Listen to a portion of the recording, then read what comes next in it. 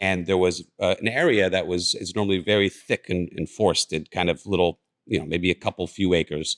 And so we saw that they were clearing all the brushing and everything. And so it was just the trees left. And so my wife, she's smarter than me. She's a very smart person. She's like, it's probably because they are trying to identify a homelessness issue in there and they want them out of there. And I said, yeah, that's probably exactly what it is, so that there's a clear seeing. And what that tells us is that whenever you see brushes and trees and things like this where you can't see what's going on, you can only imagine that there's probably people behind there and probably families behind there, including young children. So when you talk about a crisis, I think that anytime you have, especially young children and situations like that, you have a crisis immediately, even if it's one kid.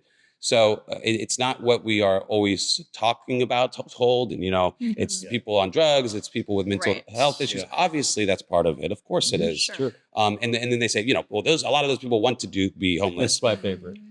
But and does that mean that doesn't exist? Yeah, I'm breathing heavy.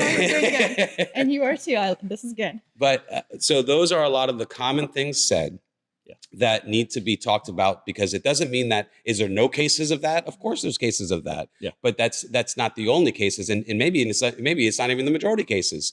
So I think that's part of the conversation. That's why this is a great podcast you have going to create that conversation. And I think that's what's going to help create more awareness for the crisis that we do have, not just in Central Florida, not just in Florida, but in the entire country.